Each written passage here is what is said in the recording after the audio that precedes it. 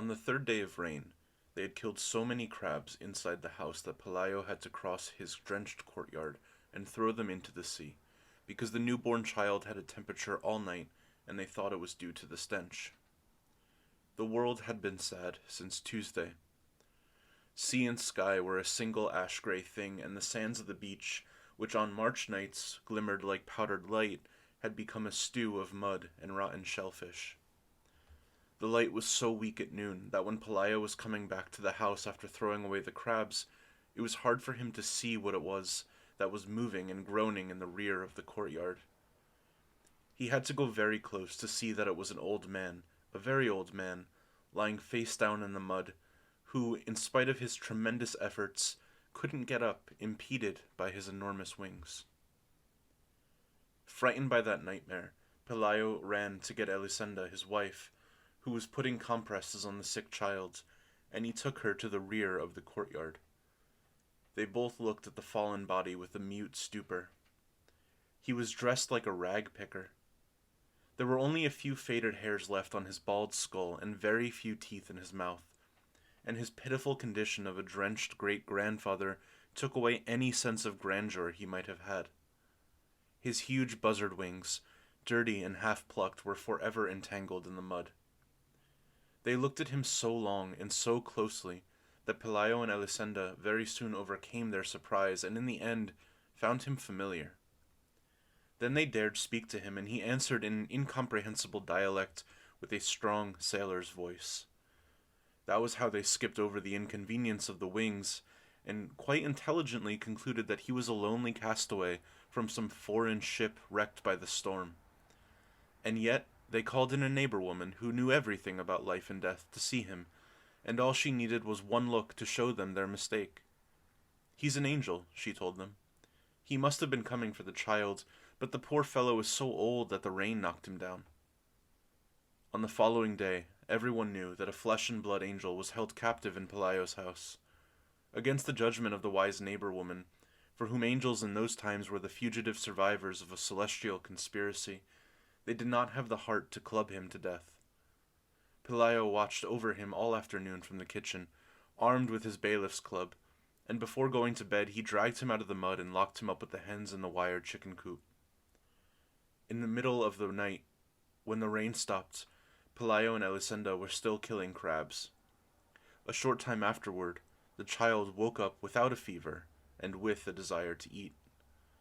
Then they felt magnanimous and decided to put the angel on a raft with fresh water and provisions for 3 days and leave him to his fate on the high seas.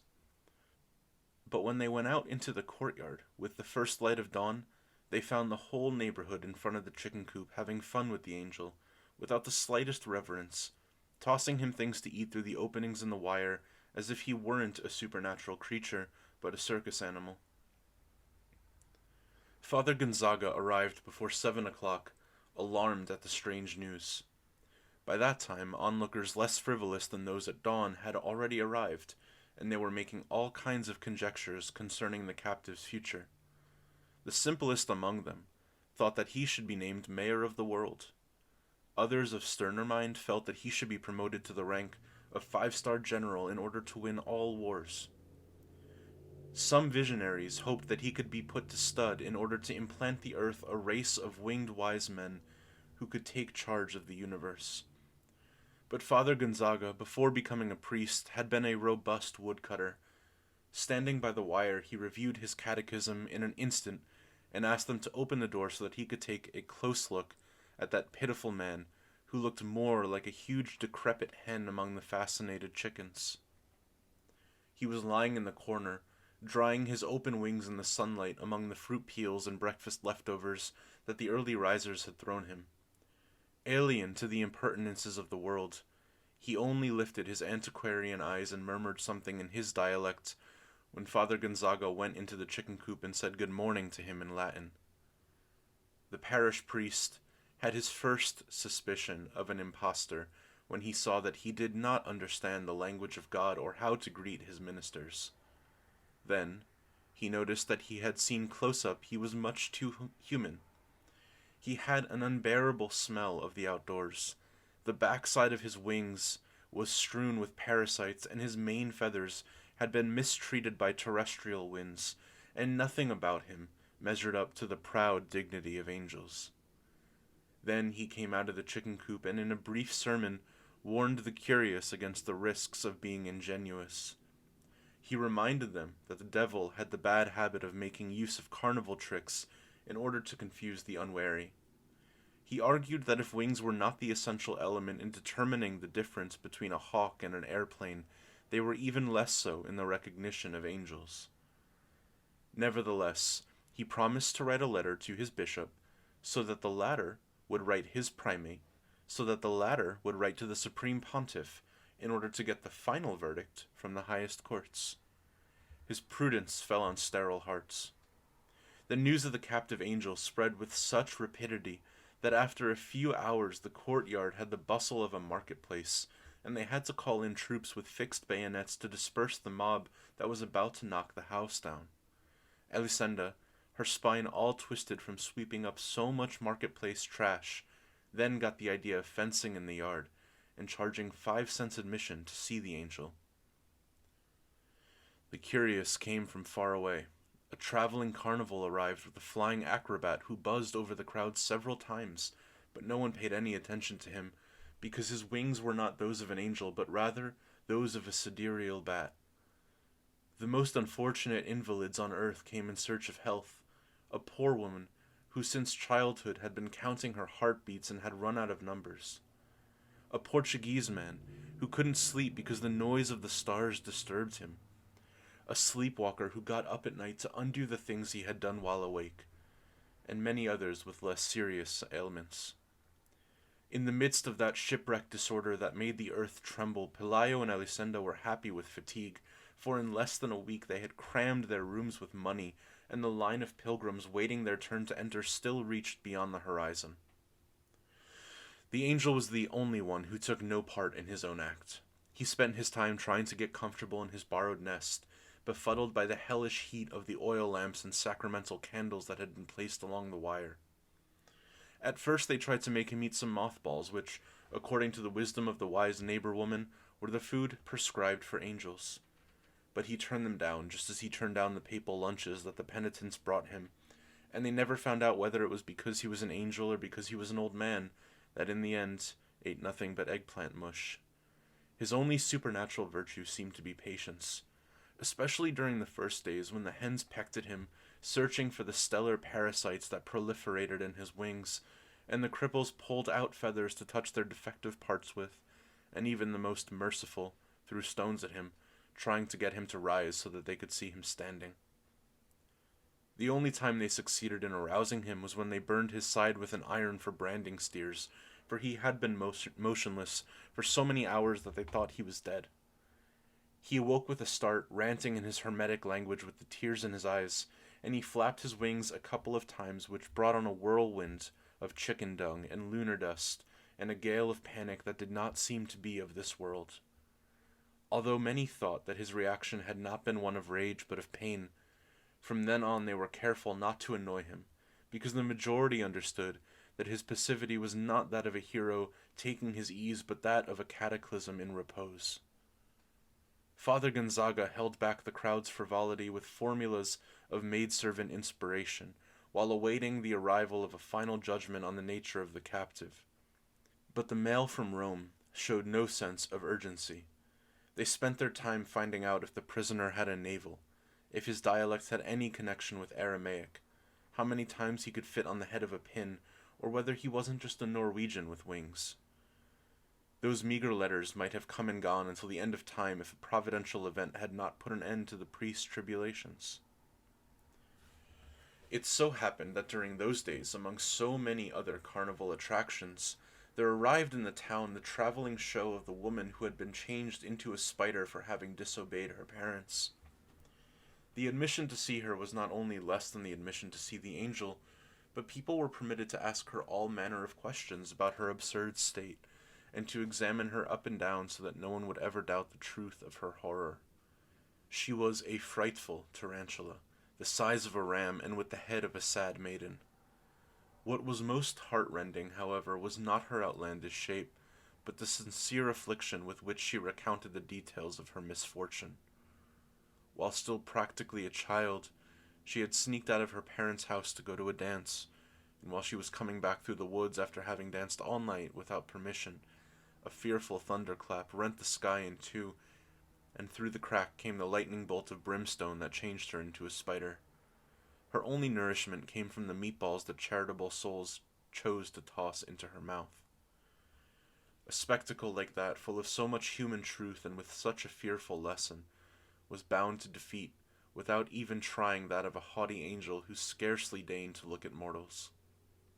Besides, the few miracles attributed to the angel showed a certain mental disorder, like the blind man who didn't recover his sight but grew 3 new teeth, or the paralytic who didn't get to walk but almost won the lottery, and the leper whose sores sprouted sunflowers.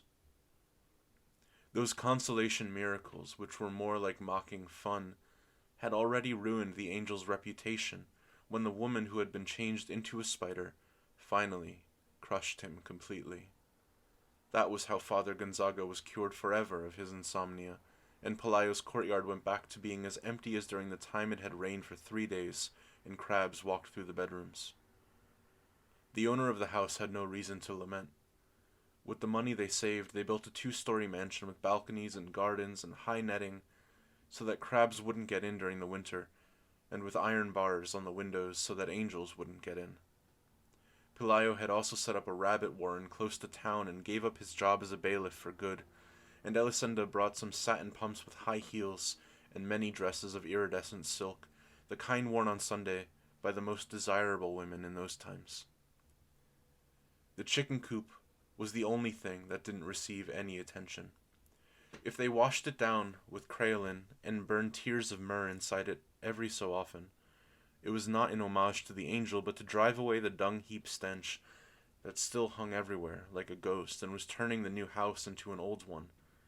At first, when the child learned to walk, they were careful that he not get too close to the chicken coop. But then they began to lose their fears and got used to the smell. And before the child got his second teeth, he'd gone inside the chicken coop to play, where the wires were falling apart. The angel was no less standoffish with him than with the other mortals, but he tolerated the most ingenious infamies with the patience of a dog who had no illusions. They both came down with the chicken pox at the same time. The doctor who took care of the child couldn't resist the temptation to listen to the angel's heart, and he found so much whistling in the heart and so many sounds in the kidneys that it seemed impossible for him to be alive. What surprised him most, however, was the logic of his wings. They seemed so natural on that completely human organism that he couldn't understand why other men didn't have them too. When the child began school, it had been some time since the sun and rain had caused the collapse of the chicken coop. The angel went dragging himself about here and there like a stray dying man. They would drive him out of the bedroom with a broom and a moment later find him in the kitchen. He seemed to be in so many places at the same time that they grew to think that he'd be duplicated, that he was reproducing himself all through the house, and the exasperated and unhinged Elisenda shouted that it was awful living in that hell full of angels. He could scarcely eat, and his antiquarian eyes had become so foggy that he went about bumping into posts. All he had left were the bare cannulae of his last feathers. Pelayo threw a blanket over him and extended him the charity of letting him sleep in the shed, and only then did they notice that he had a temperature at night and was delirious with the tongue twisters of an old Norwegian. That was one of the few times they became alarmed, for they thought he was going to die, and not even the wise neighbor woman had been able to tell them what to do with dead angels.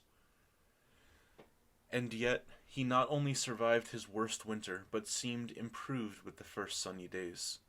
He remained motionless for several days in the farthest corner of the courtyard where no one would see him, and at the beginning of December, some large, stiff feathers began to grow on his wings, the feathers of a scarecrow, which looked more like another misfortune of decrepitude.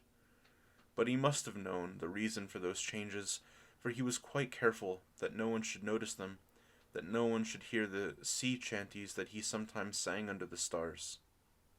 One morning, Elisenda was cutting some bunches of onions for lunch, when a wind that seemed to come from the high seas blew into the kitchen.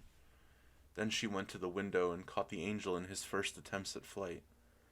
They were so clumsy that his fingernails opened a furrow in the vegetable patch, and he was on the point of knocking the shed down with the ungainly flapping that slipped on the light and couldn't get a grip on the air. But he did manage to gain altitude. Elisenda let out a sigh of relief for herself and for him when she watched him pass over the last houses, holding himself up in some way, with the risky flapping of a senile vulture. She kept watching him even when she was through cutting the onions, and she kept on watching until it was no longer possible for her to see him, because then he was no longer an annoyance in her life, but an imaginary dot on the horizon of the sea.